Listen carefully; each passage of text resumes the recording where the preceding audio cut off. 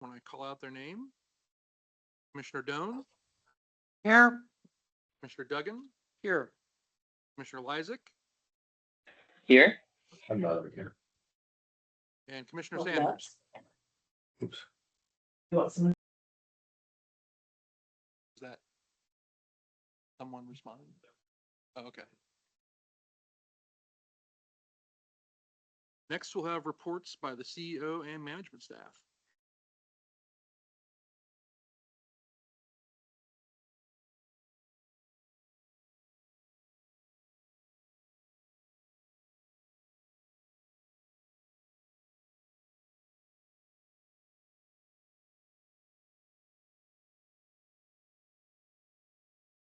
Right. Good evening, President Fisher, commissioners. Quick report. Want to bring to your attention, you know about our employee recognition program, the pat on the back. You're aware that periodically our customers do call in to recognize district staff for going above and beyond. We call these pat on the back, these appreciations that we get from the customers. This evening, I thought it'd be appropriate to share an example of one that we received for actually 2 employees. This was online. This was a post that came from a customer to recognize the outstanding customer service. Late on a recent Friday afternoon, Michelle, who's one of our customer service reps in TVWD's customer service department, as well as Cal, who's in our backflow program, helped this customer, went above and beyond to help us resolve an issue with a leaking backflow prevention device. Michelle's instructions were specific and easy to follow, and Cal wasted no time in reaching out to a vetted, trusted provider in the program's backflow program, company called Dynamic Backflow, for immediate attention and also exceptional response. This is part of our Gold program, where when customers subscribe to the Gold program, we'll actually make some repairs to their backflow device should have failed. But in any event, this customer took time to post this online.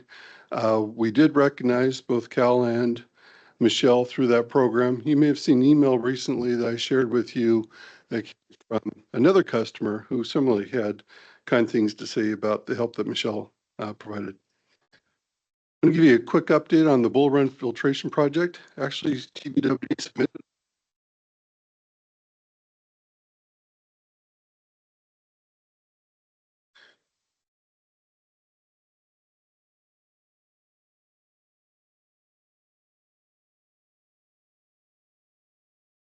Sorry about that. We submitted a letter report to the Portland City Council to support the Portland Water Bureau's water filtration plant.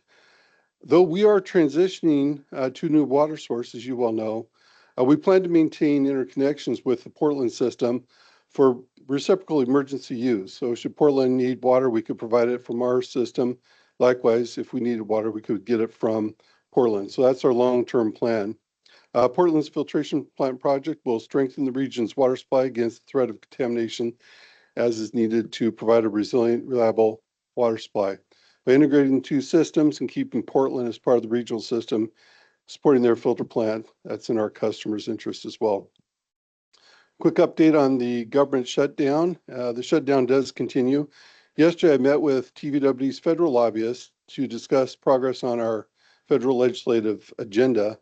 At that time, CFM Advocates, who is our lobbyist, provided a brief update on the ongoing shutdown with the federal government. Unlike in past shutdowns of the federal government, our lobbyists explained that there doesn't appear to be leverage pushing the disputing parties to find a solution. So her read on this is that the shutdown will likely continue for at least 2 weeks, but that is very low certainty as to when that might come back online.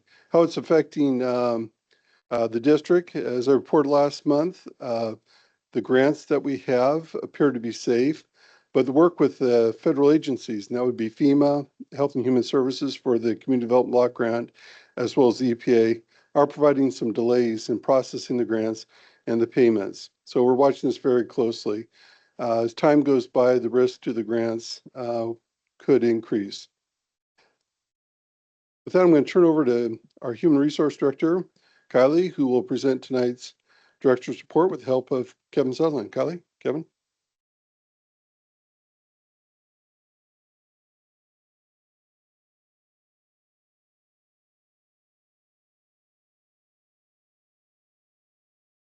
All right. Good evening. So Kevin and I are here to give an update on the Human Resources Department, division, technically. And I'm going to kick us off, and then I'm going to be turning it over to Kevin because he is the expert about our operational readiness and our emergency response plan. Just as a reminder, it's been a minute since I've been in front of the board. So here's our structure and our team. So Kevin is our risk manager. We have 2 HR analysts. Our district recorder, Sam, is on my team, and then our safety coordinator reports to Kevin. So that's kind of our structure on our team in HR. We're responsible for all of the people operations, everything from recruitment to benefits to labor relations and employee relations. And then also in our team is risk management, which includes risk management, safety, as well as emergency preparedness. So it is a mashup of a lot of different things in our HR team here. So with that, I'm going to turn it over to Kevin. I'll stay up here in case there's some questions for me, but we will start talking about our risk assessment and our emergency response plan. Good evening, and this slide covers kind of the overview of what we're going to talk about as we step through it to give you a little bit of a framework of what we're doing, and then we'll talk a little bit about why we're doing it. This is 3 incidents that were just picked out and mentioned by Congress of why they passed the AWEA requirement for doing a risk and resilience assessment and then developing an emergency response plan. So of course, in the news, the World Trade Center 9/11 attack, which led to Presidential Directive number 5 about coordination and doing different things. And then, as everyone probably saw in the news, the incident that involved Flint, Michigan, and all of the issues that they had with their water system, contaminated water, infrastructure that was aging, deferred maintenance, and all the issues kind of related to that. And then year over year, an uptick of incidents involving cyber attacks. So based on all of those things and other things, Congress enacted the America Water Infrastructure Act, and these are the specific requirements that are leveraged on a large water system, which is defined as over 3,300 people, and the things that we have to do, statutorily required by the EPA. And then also not mentioned on the slide, Oregon Health Authority, who we work with very closely. And so as part of this, we had the risk and resilience assessment, which is a team working with Tualatin Valley Water District and Willamette Water Supply that went out and did actual site surveys, did a deep dive into our facilities, our plans for target hardening, the physical target hardening aspects out there, how that's integrated with our safety and security, hardware, alerting, monitoring, how that kind of all weaves together. As a result of them doing the risk and resilience assessment, we come up with a response and recovery plan called Emergency Response Plan, and is what we do to train with. And if you think about this, the risk and resilience assessment, along with the natural hazard mitigation plan, identifies those events that may happen. The emergency response plan is how we're going to deal with that, and then we're going to have outcomes. So if you think of that as E as an event plus R as the response equals an outcome, we've identified those things. We've worked on our response by doing training. So we're trying to focus on having a more well-known and defined outcome. The framework that we're using is we're really trying to set Tualatin Valley Water District up as a local, regional, and national leader in some of these things, which we are. And we can go into some of those vignettes and examples of where we're leading it. And our direction is to focus on what we're calling the big three, keeping our lights on and continuing to provide quality water to our customer, to successfully complete and bring online the Willamette water supply, and then to normalize our customer information system and billing. And as we're going through this, we're working across all of the departments and with our community partners in the framework. If you're not really familiar with emergency response framework, these assessments identify what we need to do for mitigation efforts. The emergency response plan piece ties into how we prepare, and then of course respond, and then the follow-on recovery kind of defined as returning back to normal operations. And as we're going through this, we're working on a couple long-term goals, bringing the Willamette water supply online. And as you can see, we're already meeting the AWEA compliance with the ERP development and rolling that out. So kind of to give some examples of our operational excellence, which has been demonstrated in how we respond to emergencies. Everyone can remember the recent big freeze that we had.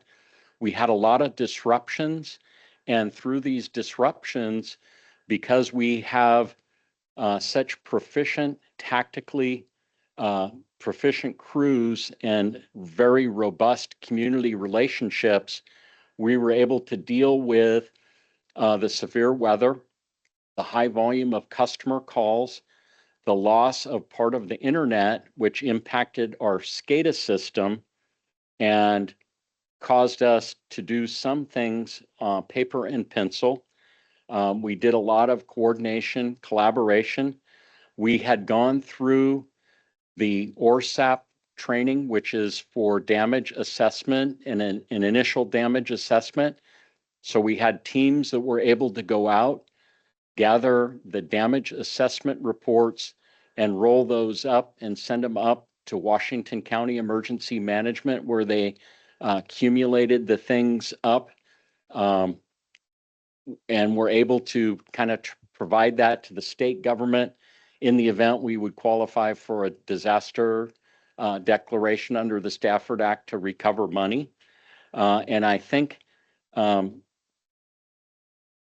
if you can forgive me, I'll go back to here to mention one thing.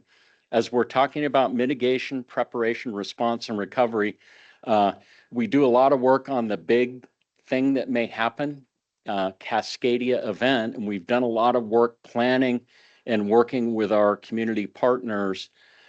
Some of the things that we've done is we have two water tables that we can use to provide emergency water to customers. We've worked and collaborated with Washington County Emergency Management. They're going to be the primary agency that would provide bottled water. We've collaborated with our community partners within the Regional Water Provider Consortium and actually done an exercise at Clackamas River Water where all the agencies got together, set up how we would deliver water. We collaborated with other community partners, the Red Cross and others, and how we would focus on critical restoration.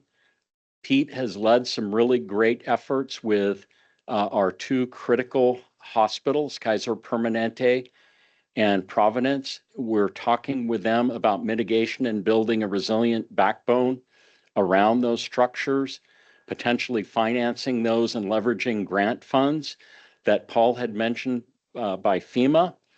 And we're really trying to tie all of these things together. So we're taking care of our key stakeholders and, more importantly, our customers. So sorry I missed that as I was on that slide, but I got distracted. Another innovative thing that we've done is working in collaboration with all of our local water providers and Tualatin Valley Fire and Rescue. We realized that the 911 call center gets flooded with water calls that should go to water service providers rather than the fire department. So we, under Pete's leadership, developed a water dispatch liaison officer, and we work with a 911 call center in Tualatin Valley Fire and Rescue. So fire can focus on fire emergencies and we can focus on water emergencies. And this is a model that's going to be adopted by the water providers within Washington County and may go bigger. Another incident that we had the main break at Francis and Cornelius Pass Road adjacent to Brown Elementary School. And this is an incident where it was a multi-agency incident that we responded to. We were the first on scene and kind of coordinated some follow-on things for the response to get that shut off, to mitigate the damage and to work with impacted folks. And then long time, slow process. We went through and then did the recovery. And you can see drastically what it looked like with the huge sinkhole and then what it looks like today. So that is kind of an overview of why we're doing risk and resilience assessments, why we're developing an emergency response plan, our collaboration internally with community stakeholders focused on our customers. And I think subject to any questions, that concludes our briefing.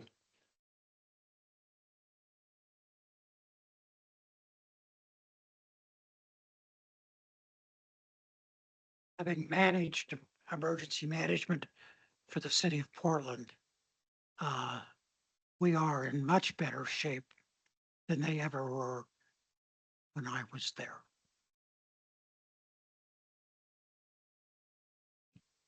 We like to think so. We really work hard to do this. Just have a quick comment. I'm really glad to hear that meeting with the medical community, Kaiser and St. Vincent, deal with supply issues.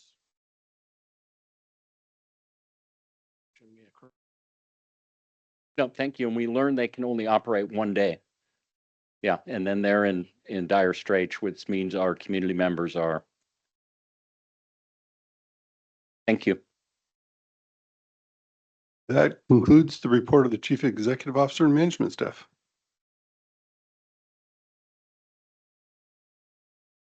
Commissioner communications and reports on meetings attended.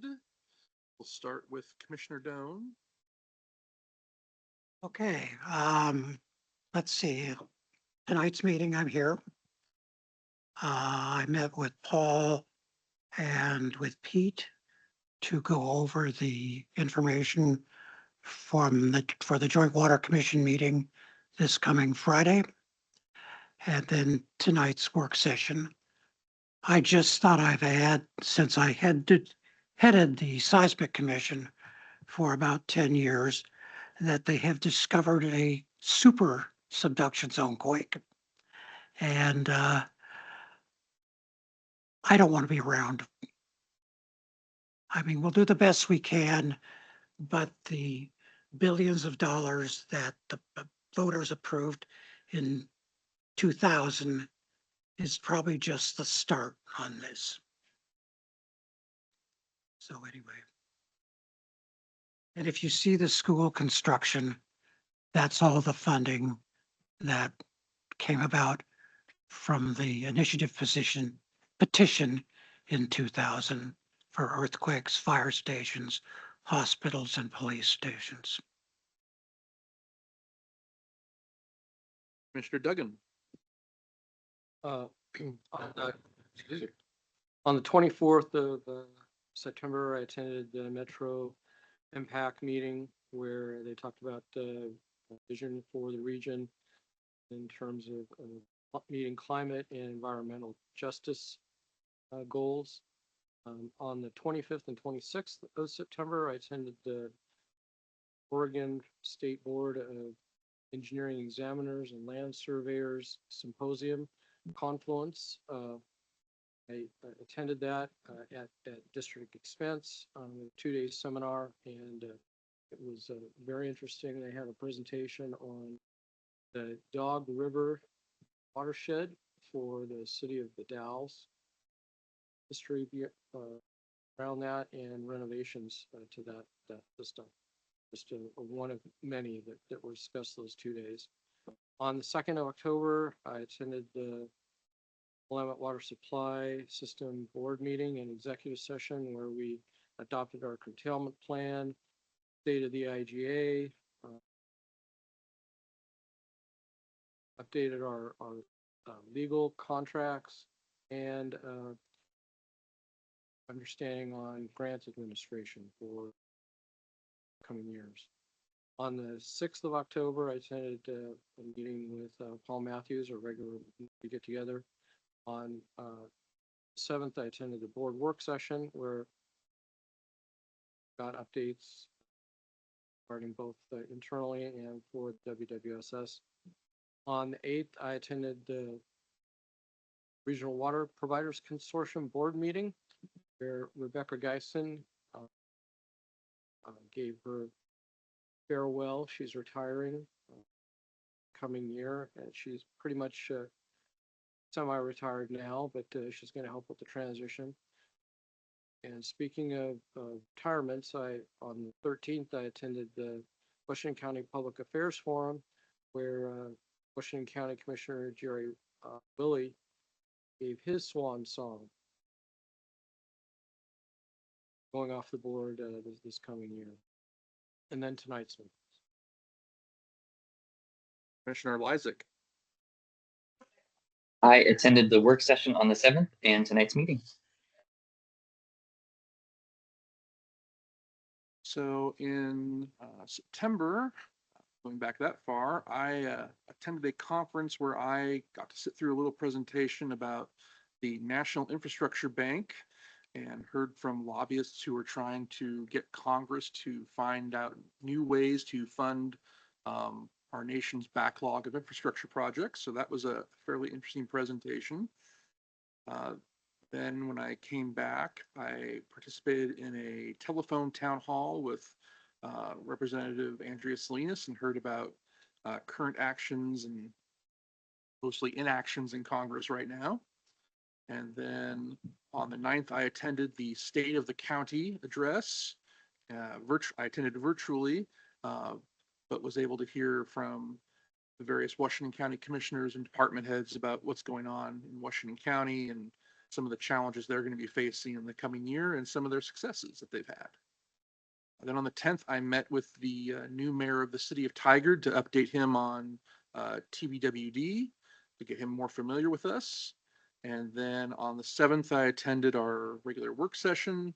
On the 8th, I attended our board agenda planning meeting where we looked further ahead at our monthly meetings, and then tonight's meeting.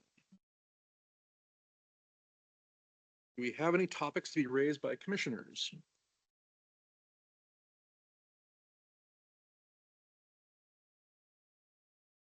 We will move to public comment. Public comment time is set aside for persons wishing to address the board on items on the consent agenda and matters not on the agenda. Additional public comment will be invited on agenda items as they are presented. Do we have any persons who would like to comment? I have several in front of me, so I know there are folks here. Is there anyone attending the meeting virtually who wishes to comment? Sam?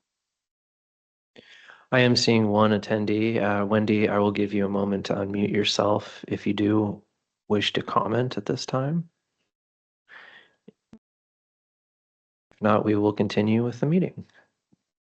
So for anyone who wishes to comment, please state your name and address so we may follow up with you after the meeting. Each person is limited to 5 minutes unless an extension is granted by the board. Should 3 or more people testify on the same topic, each person will be limited to 3 minutes. This is your turn to talk and our time to listen. Neither commissioners nor staff are expected or obligated to respond to comments made during the public comment time, except commissioners may ask clarifying questions. And I noted that there's a time to comment now and a time further on our agenda. Seeing as they're so close together, whether you decide to make your public comments now or wait till we get to that agenda item it's up to you right now. So I will first call the first form in front of me, Kim.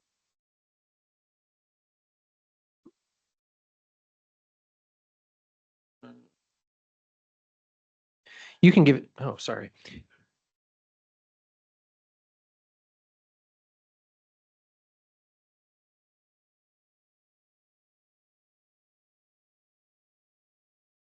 Sir, if you press the button on the microphone, that'll turn it on for you. Okay, thanks. I would have never thought of that. My name is Kim Vandehay. I live at 17207 Southwest Siler Ridge Lane. Thank you for allowing me to speak. I'm giving each of you a copy of my speech, and I'm going to read it into the record. I'm here on the advice of counsel. He thought it would be best if I spoke up myself, and we negotiated a settlement. I had a water leak on the 4th of August, 2025 that was running down the street. I shut off the water, called Ankto Plumbing.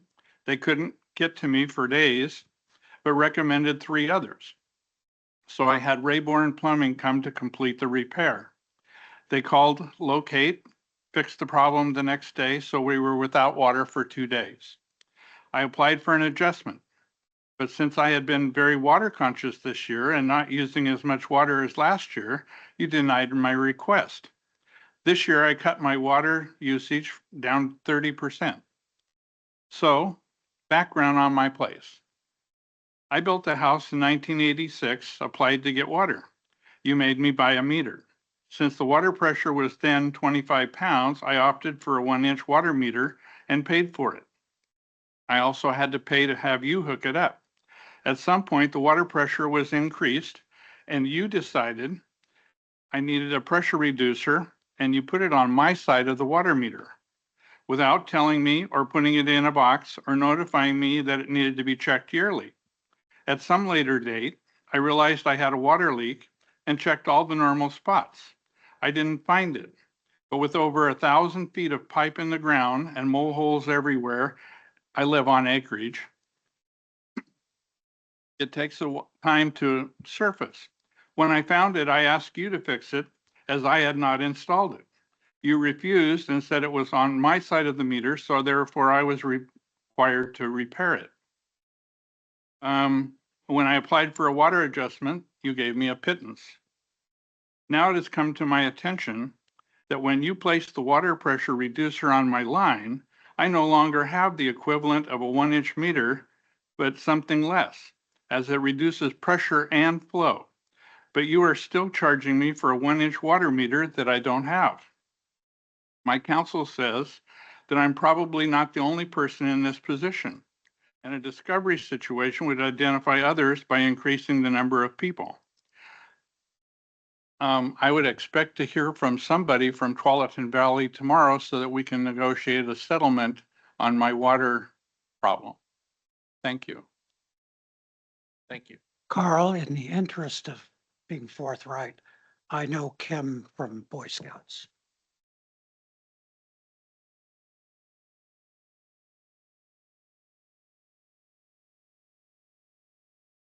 Anna, if you'd like to comment, you may.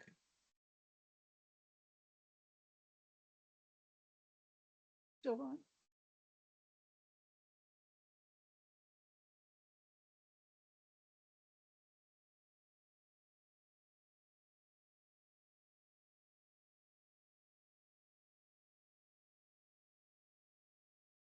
My name is Anna Steed, and I live at 5685 Southeast Lexington Drive in Hillsborough.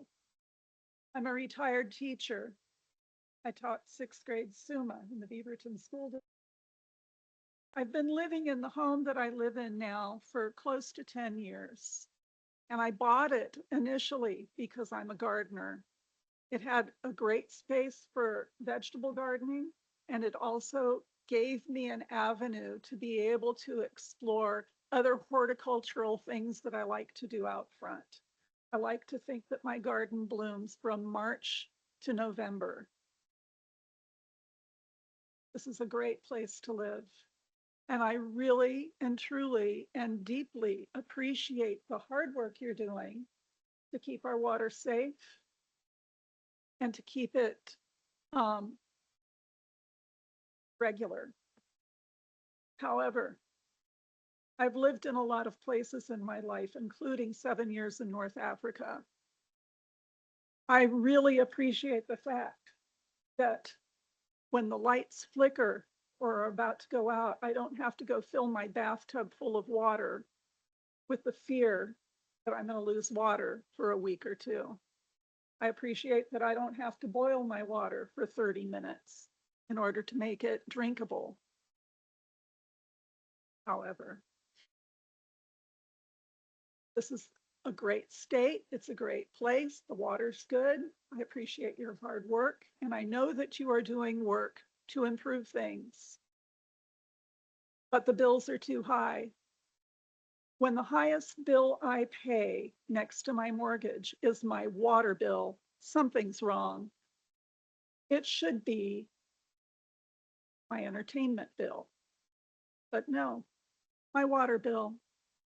As I've canvassed my neighbors in my direct neighborhood, I'm finding that they're having the same problems. Walking my dog a little further out, I ran across a neighbor the other day that was getting his house ready to sell. Why? He'd lived there for decades. He can't afford the bills anymore. Water bill, number one. I know you have to fund the projects you're doing. I know a group of 6th graders that could probably figure out a better way to be able to support your endeavors rather than loading it all on the shoulders of people that live in the community.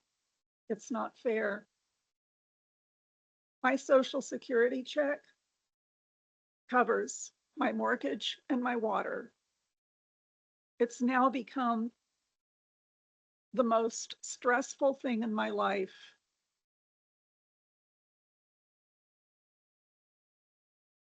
And then I discovered, I haven't done a lot of research. I don't really know all the ins and outs of what you do, but I do know this, that Oregon has the 2nd highest water bills in the nation. Great, we're not Flint, Michigan. But the 2nd highest bills in the United States next to West Virginia, I think we can do better than that. I feel victimized when I get the water bill. It's the most dreaded thing that comes in the mail every month. And I beseech you to give a little more thought to this. Thank you. Earl, may I respond? We have a number of programs to help in cases where the water bills become overwhelming. And I'd like to make you aware of those so that you can get the discounts that you're entitled to. And I'll ask that the staff provide that information to you.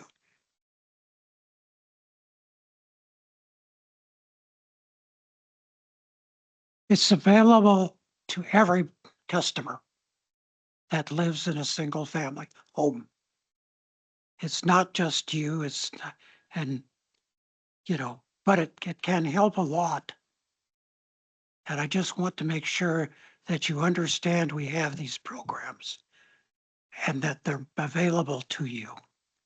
And it may help, where this divide is, it may help you get over the issue. It may not, but I think it could. That's what it's designed to do.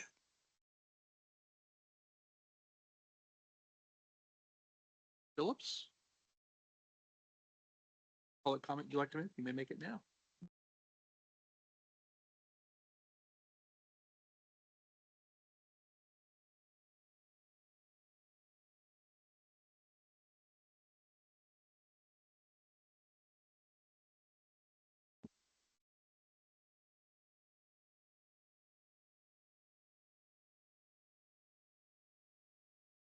Good evening.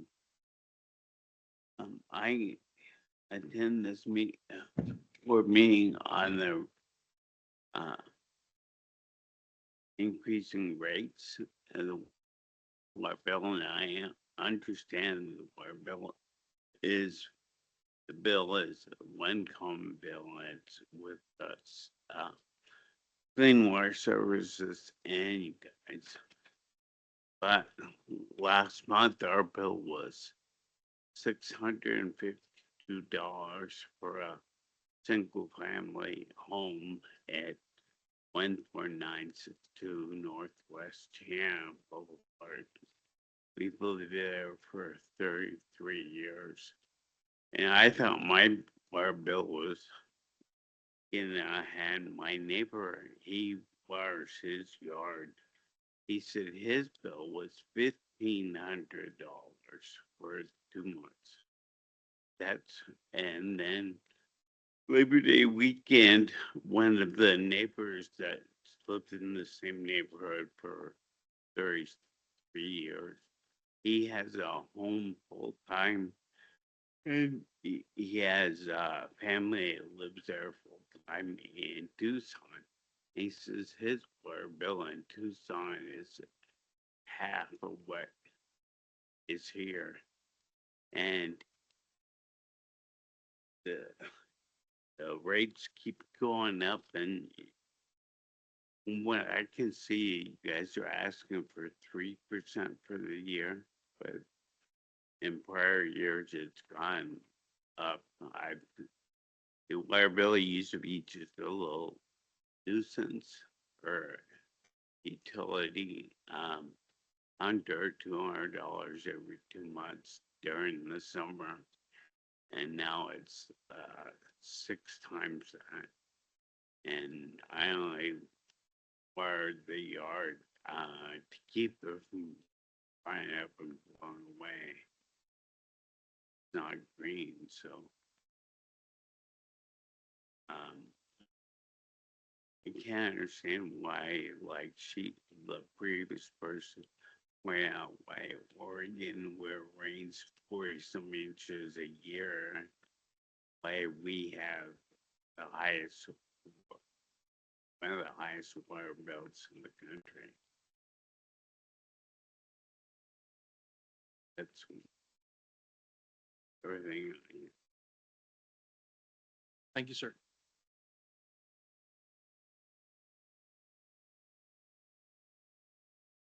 Sam, are there any additional folks online? I'm not seeing any. Are there any additional public comments in the audience? Go ahead.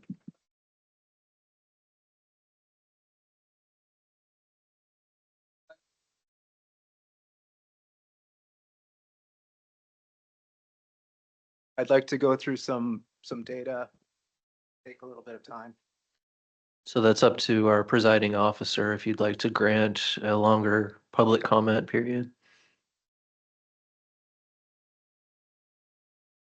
Let's try 5, see what 5 goes for. Sounds good. Thank you.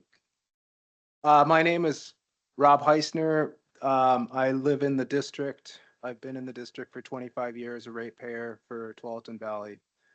And I was here a month ago for the public review of the rate increase. And I was coming into that meeting with limited information. I hadn't done my homework, but I wanted to make sure I came back here after I'd done more homework to basically make my request. And I think it echoes the requests of the folks you've heard today and the folks you heard last time, and really the sentiments of your constituency. The public is really outraged with the increase in the water rates, and rightfully so. You know, I had a chance to go through the budget.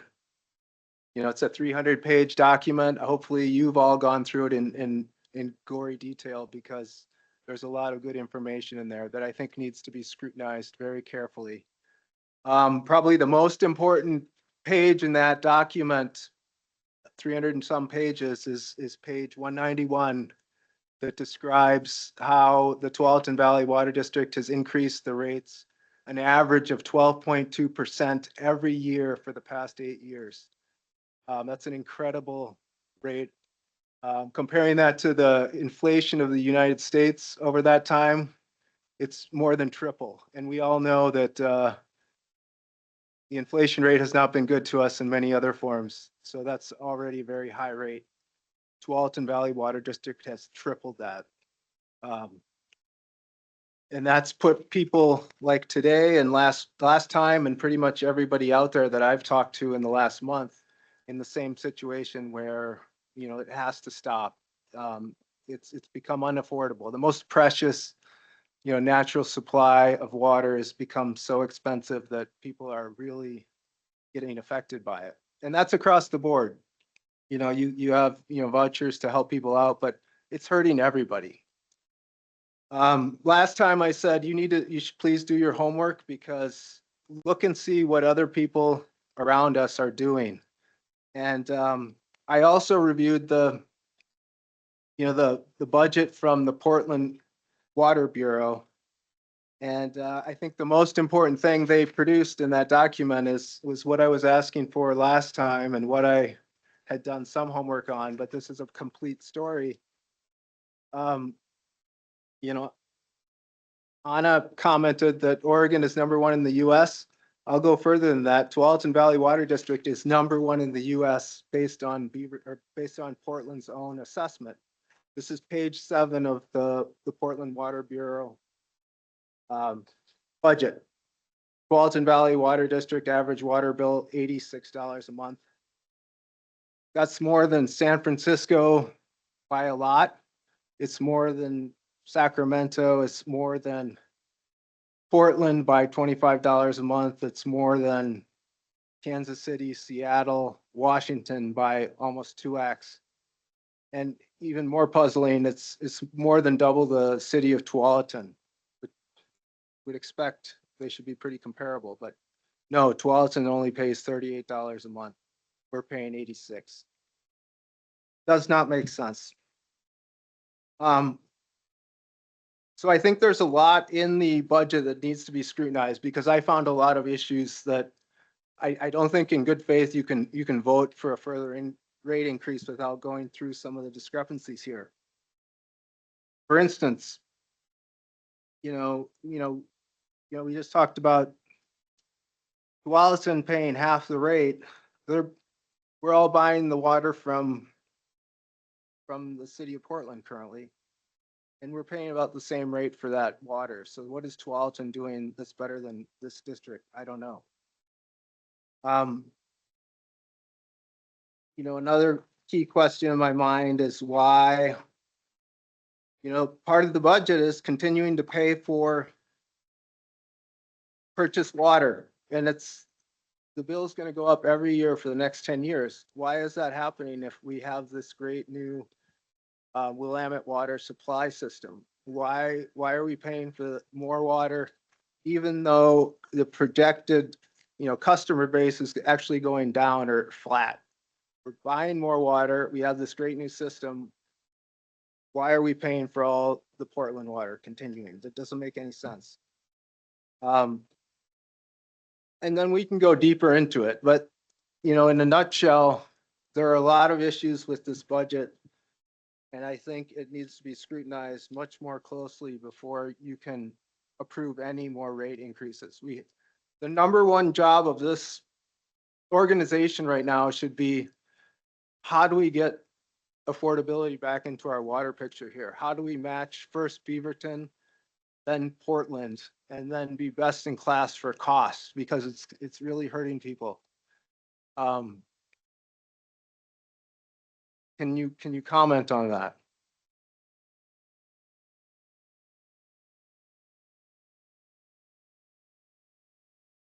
So Rob, I will say that your time is up. The board can grant you more time if they wish to do so, but the board would need to vote on that.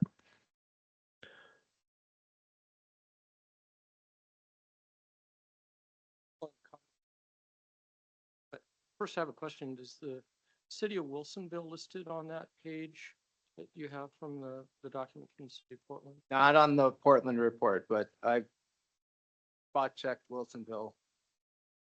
I can't tell you where it landed, but Okay. it's below Tualatin Valley. Yeah, I've, I haven't seen that exact document that you're looking at, but I've looked at comparable documents over the years. And I can tell you for a fact that 20 years ago, the city of Wilsonville built a new treatment plant on the Willamette, built all new distribution pipes to connect to that new treatment plant, and their rates exploded, and they had citizens up in arms and very upset as much as you are. Now it is more than 20 years later, and they are seeing some of the lowest rates in the region. That's a good point. And the same thing happened to the cities of Tigard and Lake Oswego when they completed their treatment plant and built the infrastructure. I think that was about 10 years ago. Jim, We're, could I take a component of your time? yeah, yeah. City of Portland is building a $2 billion water treatment plant, which is not in their rate base yet. Not only that, they're building this plant and they don't have permits for it. If that's the kind of organization you want, then you can probably move to Portland. But we have our permits and we are not spending money on stuff we don't have permits to build. That's $2 billion that they're spending for a project they don't have permits to build. Think about that. Would you build an addition to your house without having the permits? I was the chief engineer of Portland. It's embarrassing to have that legacy. No, they're not paying. Ratepayers are not feeling it. And Believe me, another will.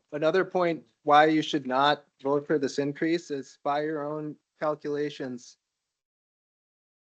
The year-end reserves for this organization is going to grow incredibly. We're going to have $200 million in cash within 4 years. Why do we need this cash?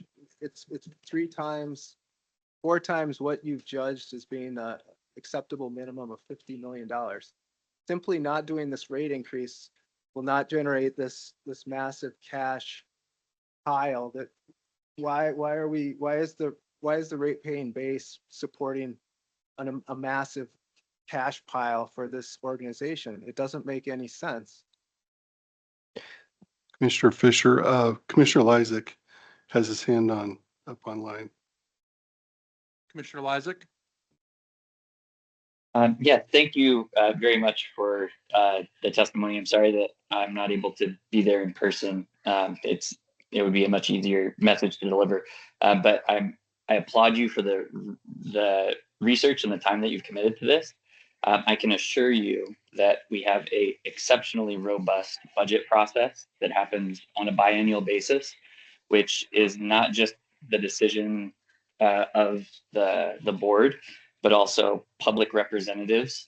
And given your interest in this topic, I would highly encourage you to participate in that as a budget committee member in our next biennial budget. A lot of what you're getting at is very complicated, much too involved to address even in a single session. So our budget process takes course over multiple months. It definitely is a time commitment, but if you are interested in engaging this way with the Bureau, or excuse me, with the district, I highly encourage you to consider that. I am interested, but I think just what I've seen already raises enough questions that says we should not go forward with any rate increase until this can be studied further, because from what I'm seeing, $200 million pile of cash, taking that out of these ratepayers' hands makes no sense to me. It doesn't make any sense. And then also the way the budget still reflects we're buying all this water from the Portland city when this Willamette water supply is supposed to be coming online. It doesn't add up. There's something fundamentally wrong with this budget, and you should not. I wholly recommend on behalf of the ratepayers that you do not approve any further increases. We should be financially solid for the foreseeable future until we can sort out, how do we get back? What the ratepayers are asking from you is to become best in class for cost. We're quality, you got it. But cost, we're the most expensive district in the entire nation. And you know, Portland Northwest is, the water supply is wonderful. It's better than anywhere else in the country. It just doesn't add up. We have to look at our neighbors. What are they doing?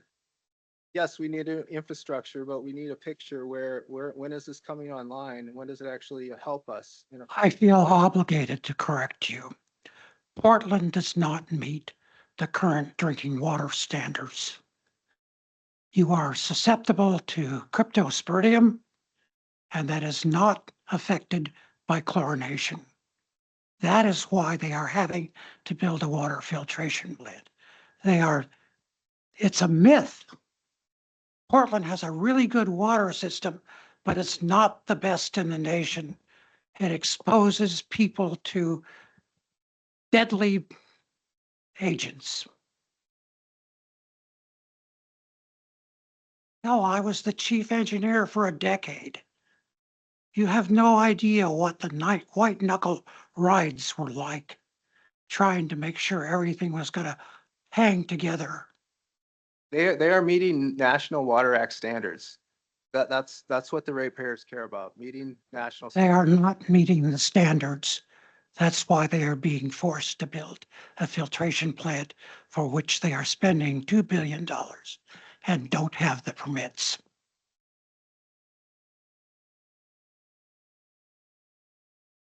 Regard to your discussion of purchased water. Yeah, there are line items in the budget that talk about purchased water, but we purchase water from the Joint Water Commission, which is a group, which is a partnership of Beaverton, Hillsborough, and the Tualatin Valley Water District. And that shows up in the budget, yes, as a line item. What we're looking at this 3% rate increase is to make sure that our financials are correct, to meet our bond obligations, to make sure that we're not paying more for financing.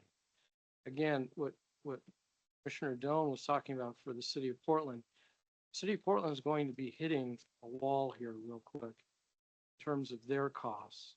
And this board made a decision a long time ago, and we made it set in stone just more than 10 years ago that we were going to the Willamette and unhitch ourselves from the city of Portland as their largest wholesale customer. Not only for our benefit financially, but for the benefit of the region, because we're doing a once in 3 or 4 generation project right now. And again, like I said before, when agencies build these huge projects, they go through a time where, yeah, they're the most expensive in the area. Like I said, Wilsonville is high. Wilsonville was the highest by far 20 years ago. Tigard and Lake Oswego was the highest roughly 10 years ago. We're the highest right now because we're finishing this project. But the good thing is, and if we hadn't gone through that rough inflation patch at the worst possible time in 2021, we were letting the contracts for the biggest part of our construction, we wouldn't have seen quite as high a rate increase. We were projecting rate increases to pay for this huge project. But now we're at the point where we're getting right at the end and we're only looking at a 3%, arguably to hedge against inflation that's going to hit us from other parts of our purchasing. But the purchase water account, the purchase water numbers that you're looking in there in our budget are probably not just City of Portland, but how our funds are used to account for how we pay the Joint Water Commission for the water we take. Joint Water Commission, the amount that we're taking from the City of Portland, which will continue for quite a while until the plant is done, and it's probably going to be about a year. And then ongoing, we'll still have continued purchase from the City of Portland for an emergency interconnect, but it'll be a reciprocal agreement at that point where the city of Portland will have emergency capabilities to draw water from our system should they have a problem. Now, when people talk about how our water rates are the most expensive in Washington and Oregon in the country, we're at a disadvantage on the water side because we have to treat the water, we have to pipe the water. We haven't had a lot of federal government involvement in the water system. One area that we have had a lot of federal government involvement historically has been in electricity. We have some of the lower rates for electrical power of the country because we had the Bonneville Power Administration, just like the Tennessee Valley Authority has lower water rates because they have these huge hydro plants. Well, I talk to people that have moved here from Arizona and Nevada and California, and they can't believe how high our water rates are compared to them. Well, guess what? That part of the country received huge investments in building federal water systems that they're long ago paid for. They and are continually being subsidized by the federal government for all those water systems in the Southwest. Even though they don't have very much water, boy, they were subsidized heavily by the federal government in building those projects. Now, I kind of got on a little bit of rant here, and I apologize for that, but I just wanted to say there's more complexity to the numbers that you're looking at, and I'm comfortable in enacting this 3% raise because I know that the message it sends to our bondholders is that we'll be financially set to be able to repay for this project, and we'll be able to have lower rates in the future. Not that we're lowering rates, but we won't have as high of increases in the future because of the steps we have been taking in the last 10 years to build this new project. And heaven forbid, if we have a Cascadia subduction zone earthquake, we're going to be in the best position of any water system on the West Coast because we'll have this robust, brand new water treatment plant and water transmission line to our area. And I think that's going to be a huge, huge insurance policy for our district and for the cities of Hillsborough and the cities of Beaverton. And for those that we have intergovernmental agreements that provide emergency water to, like the city of Portland, it could be the blessing that saves us in the future that we have completed this project. But we're in a tough situation right now. That's why we've established these customer assistance programs to deal with customers that are having a real hard problem paying for the water. But I can tell you that if we hadn't taken these steps in these last 10 years and hadn't raised rates and done this work, our rates would be skyrocketing because we wouldn't have had this project done, and we would be paying additional wholesale rates to the city of Portland to help pay off their $2 billion plant. Our project, when it's totally complete, will be about 1.6 billion. That includes a treatment plant and our water system. They're just building a water treatment plant and a little bit of transmission pipeline. And it's $2 billion for them. And we would be paying for that as a primary customer there. We account for 25%. Okay, I'm sorry, I'm going on. So Commissioner Fisher, might I suggest some of this information is probably better conveyed. There's confusion on the purchase water costs. Actually, the Willamette water supply system cost will run through that line item. What I'd like to offer is a chance. We had our open houses. That's a better forum to sit down and walk through these things, to do something like that. Some of the information that Mr. Carlton will be presenting here in the future will answer some of the questions that he had. But I'd like to offer that we could have another sort of informal open house where people have their questions. We can come in, answer those questions, and narrow down the list of your concerns. So I propose that we do. Just slides. We'll go through Mr. Carlton's slides, and then, but I would offer to have that as an opportunity for people to come in and get some of these questions answered where we can actually sit down and walk through it with them. I think that'd be fine, Paul. Just about to close us out and move on our agenda. Thank you, Robert. Thank you. Again, there are enough holes in this budget that I cannot recommend that you approve this rate increase. I think with the mountain of cash, and the questions about why the purchase water is so high going 10 years into the future, even with our new supply system, there's problems here, and you need to investigate that. The numbers don't lie here. The numbers don't lie.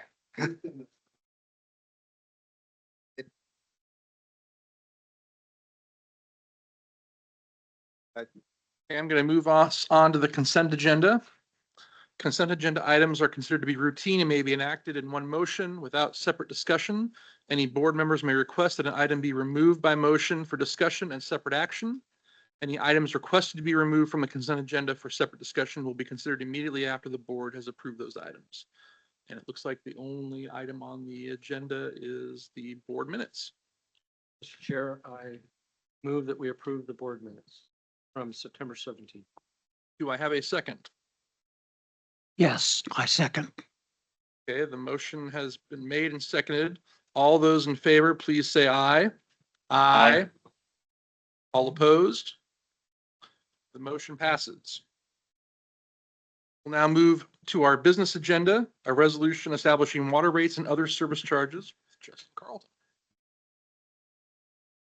Thank you, Chair Fisher, and good evening, Commissioners. Tonight, we are at the final stage of the proposed water rate process. So we are proposing a 3% increase effective November 1st, 2025, as well as an additional 3% effective November 1st, 2026. That would apply to both the fixed charges as well as the volumetric rates. For a typical customer, that equates to about $3 per month for a typical customer using 7 units of water per month. As directed by the board, we did have a public outreach process, and I'd like to provide just kind of an update on the steps that we took for that. So starting with the required notice to our customers, which we mailed customers and provided them with the information regarding the proposed increase, as well as the process that they could be involved with in terms of hearing from the district, as well as providing public comment. We held a series of workshops for customers, starting with 2 virtual open houses that we held on Tuesday, September 9th and Wednesday, September 10th, and then completing with an in-house open house session that we held here at the district office on Saturday, September 13th. On September 17th, we had the public hearing where we received public comment from attendees in person as well as virtually. And then the public comment closed on September 24th at 4 p.m. And we have collected all the public comments that were submitted through that process and provided those to the board for their review. That brings us to tonight, where we are at the process where you can choose to adopt the proposal under consideration. We did receive some questions during the testimony that was provided during the public hearing. And for those who provided us their contact information, staff did respond directly to those questions. I want to address some of those questions this evening in the presentation. But before I get into the specific questions, I think it's important to revisit the Willamette decision. Because some of the things we heard were not understanding necessarily that what rates were doing was driven primarily by our choice to invest in the Mid-Willamette project. So in 2013, TVWD and its partner, the city of Hillsborough, chose to invest in the Mid-Willamette as a source of supply after conducting a multi-year technical analysis as well as receiving public input. That decision was made as comparing it to other alternatives, which would be continuing to purchase water through the city of Portland, which that water comes through what's called the Washington County Supply Line. Or potentially raising Hag Lake or developing groundwater sources and pumping them up over the West Hills into the region. The Willamette was chosen for reasons that it was one of the lower cost alternatives, which would have a lower impact on rates overall. It has excellent water quality as exhibited by its use in the cities of Wilsonville and Sherwood over the last 25 years. It would provide a district an ownership stake in a future water supply source and a reliable water source in terms of its volume and size of the Willamette River. And it also had fewer environmental impacts. So one of the questions we received in public testimony are why are TVWD's rates higher than its WWSS partners? So the WWSS is a partnership amongst TVWD, the cities of Hillsborough and the cities of Beaverton. As far as specific rate impacts, there are multiple factors that contribute to the difference of rates among agencies, number of customers, the volume of water produced, but really what's the primary driver of rates is the capital investment cycle. So TVWD is replacing its primary source, which is currently the city of Portland, where we get water through a wholesale contract. And we're going from being a renter to an owner. So we will have an ownership stake in the WWSS. As replacing our primary supply, we're also going to be the majority owner. So TVWD's share of that 1.6 billion is currently projected to be about $970 million. And so we are investing in this, as Commissioner Duggan referred to it, as a multi-generational beneficial project where the equity benefits will pay off over a long period of time. It's obviously an expensive investment, but the values are there. In the last 10 years, TVWD's capital investments have totaled $876 million, with the majority of that going towards the Willamette investment. In the prior 10-year period, TVWD's investment in capital assets was $101.4 million. So a substantial increase focusing on developing this new water supply and this ownership stake in that water supply for the future. In addition to the capital investments, what a bill goes into supporting on a given basis. So for example, in the last fiscal year, TVWD continued to maintain 765 miles of pipeline, ensuring that water was available to its customers and the businesses on demand, as well as 5,481 fire hydrants to make sure that water was available on demand for fire suppression. We've collected more than 6,000 water quality samples in the last year to ensure that the water was safe and provided 8.1 billion gallons of drinking water.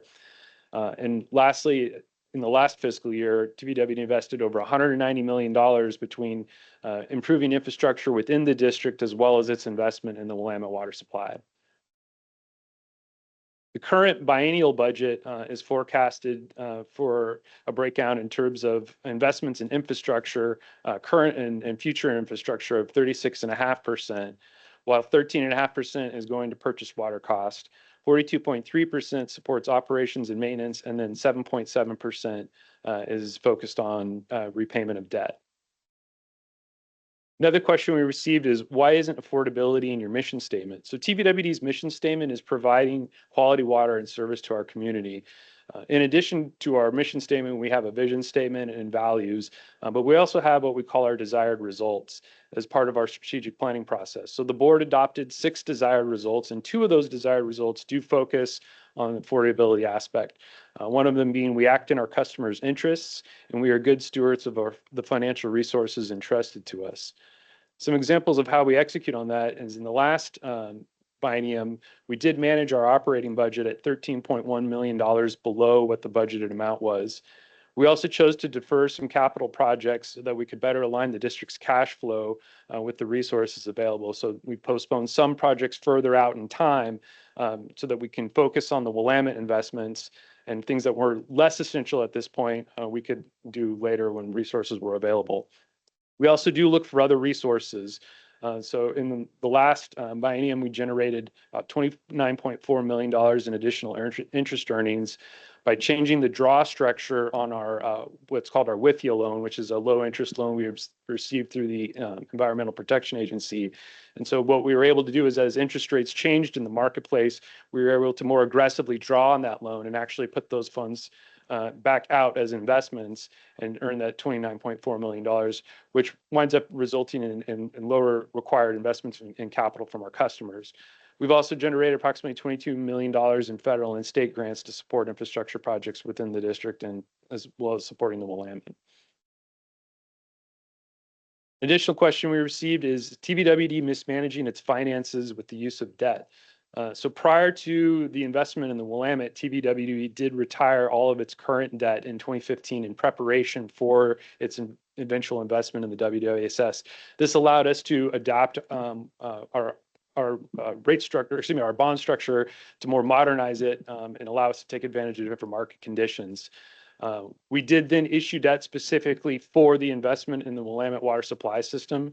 And the use of that debt actually helps us spread the costs out in terms of the burden for customers, so that not only current customers are investing in this infrastructure, but future customers are well, because everybody's going to benefit from this infrastructure that we anticipate lasting 50 to 100 years in terms of the asset life cycle.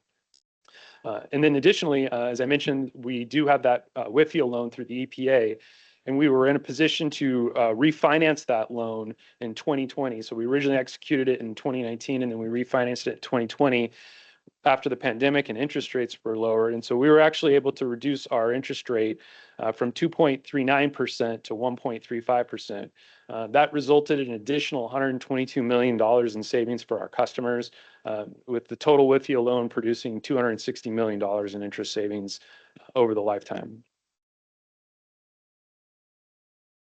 Looking back at our capital investment cycle, as we were proceeding into the prior biennium, so the 23-25 biennium, we were looking at the peak of the spending curve.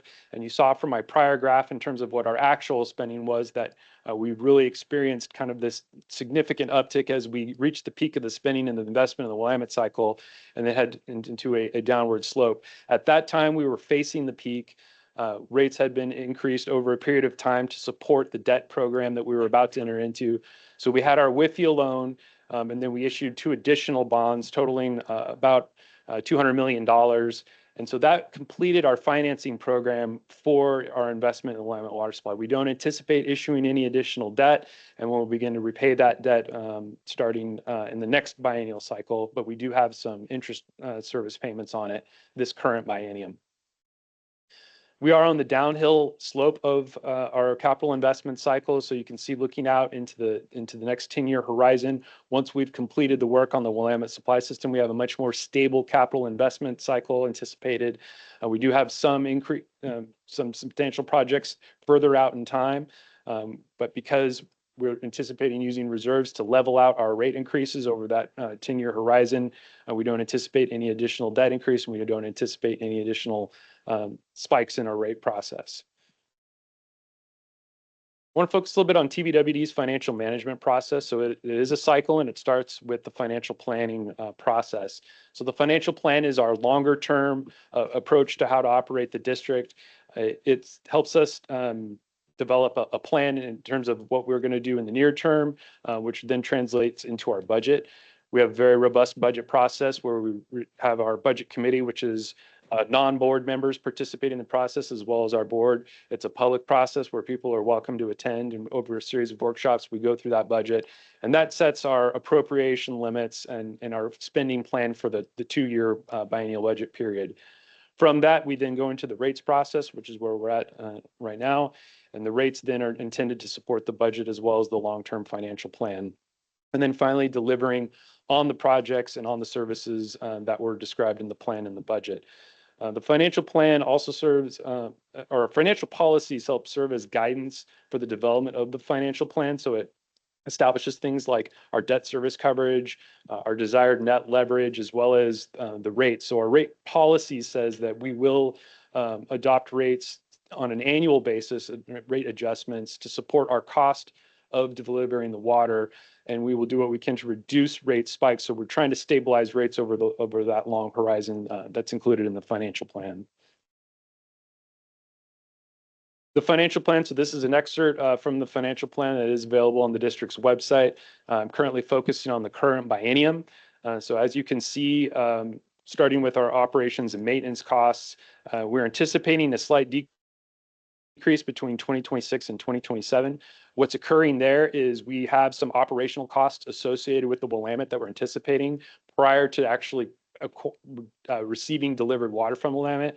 So we're going to have to start the treatment plant up. We're going to be having, buying power. We're going to be testing things within the system. There's staff that's been hired and training in terms of operating the treatment plant in the future.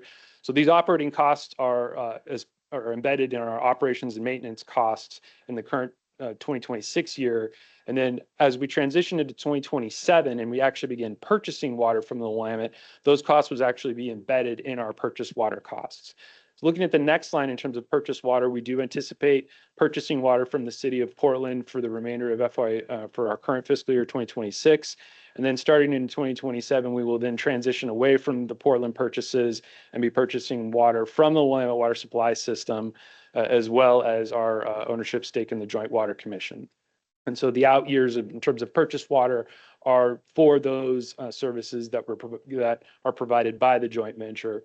So we do have power costs, we do have chemicals costs, we have the operations costs associated with the Willamette that show up as a purchased water cost. And the increases associated with that are inflationary adjustments that we're anticipating that occur throughout the broader economy. Looking at the next line item of capital outlay, as you can see, we are on the downhill slide of our significant capital cycle. And so we do, as I said, have some projects later out in time that we anticipate. The buildings of reserve that's occurring in the earlier part of this 10-year horizon allows us to maintain a steady rate cycle throughout that 10-year window, as opposed to having more drastic rate increases later in the 10-year horizon to support these projects. And then finally, debt service. As I mentioned, the debt service was structured in a way so that we weren't paying significant debt service amounts while the project was ongoing. So we do have some interest payments that are part of our current budget cycle. And then starting in 2028, we'll begin making principal payments with full principal payments starting in 2029 and continuing on until we retire both the two different revenue bonds as well as our Whitfield loan in 2061. So we can see the differences as we transition to full operations of the Willamette in the second biennium of the financial plan.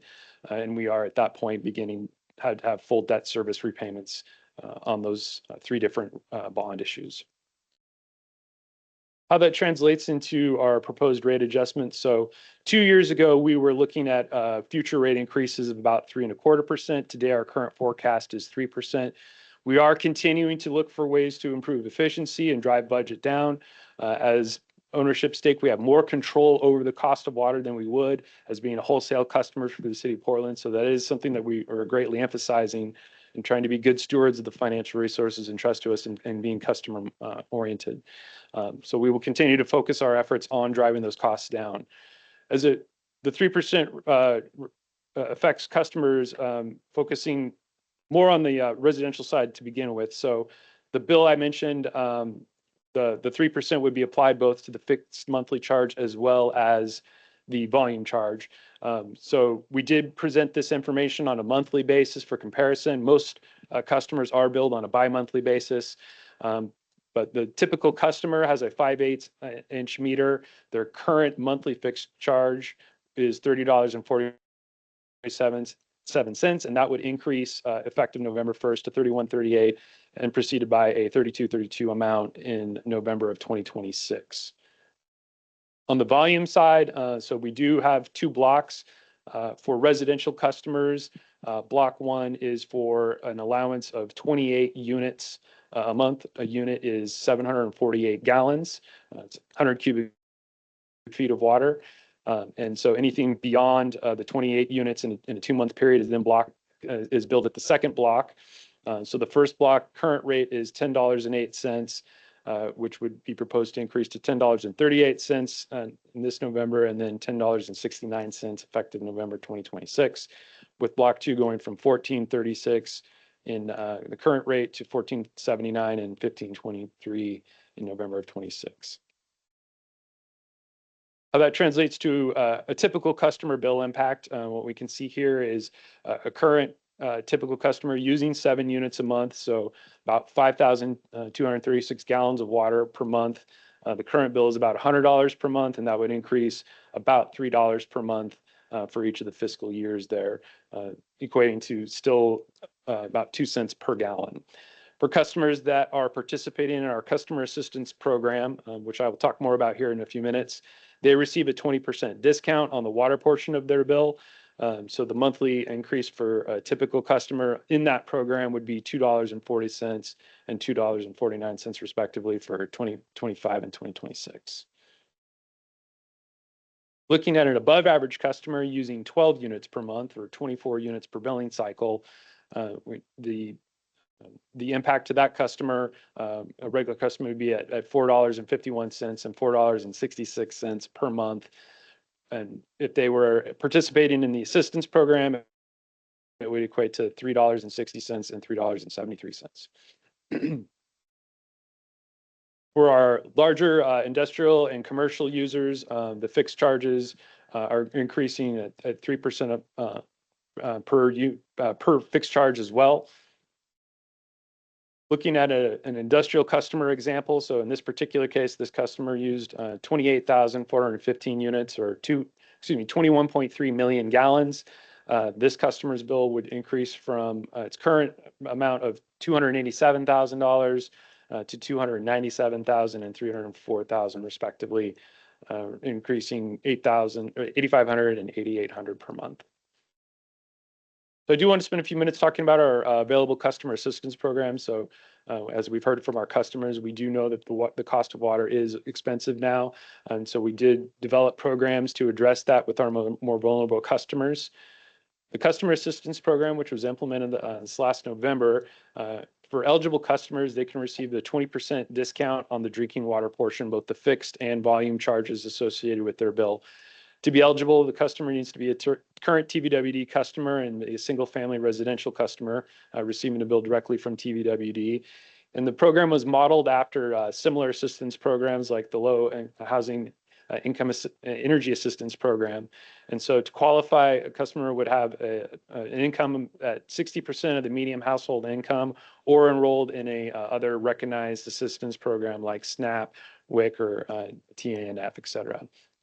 The program duration lasts 24 months once you're enrolled in it, for which you will receive a 60-day notice and be eligible to reapply. We partner with Community Action of Washington County to administer this program. So for those interested, we can put you in touch with them and they can give you more information on the qualification process.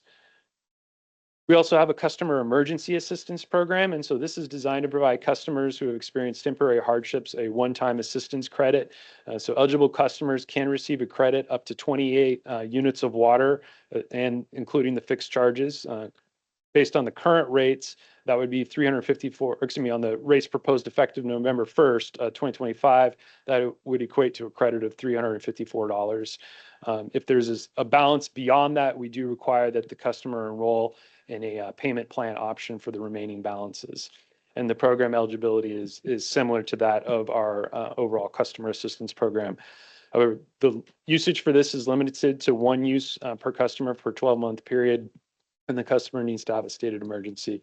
And similarly, we do work with Community Action of Washington County to administer this program. In addition to our water rates and fixed fees, we also have some other fees and charges that we're proposing changes to adhere to the district's policy of having cost of service based rates. I'm not going to go through every single change, but some of the ones that have more significant changes that we're proposing are changes to our bulk water fees. So this program was changed a couple years ago to include costs of water associated with it. So as we're catching up on the change to the program, the current rate is going from $235 for a hydrant permit for tanks that are below 5,000 gallons to a proposed rate of $355. And then you can see the differences based on the size of the permit and the tanks there. And then additionally, our plan review and inspection fees are being proposed to change to keep up with our cost of service approach there. So a large driver of this is that as the district has reached more substantial build out, the time involved with doing these reviews is more extensive. And so we're accounting for the time as well as the labor costs associated with performing these services. So the following proposed changes are on the slide for your review. So with that, the staff recommendation is that the board adopt resolution 2125, which is a resolution establishing rates and other service charges for the Tualatin Valley Water District with an effective date of November 21st, 2020. Excuse me, that should say November 1st, 2025. With that, I'm happy to take any questions from the board. Are there any questions from the board for Justin?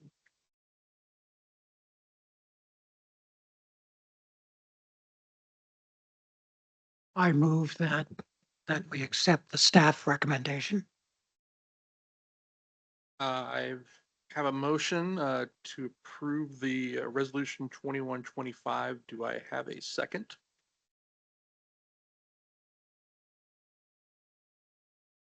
I second.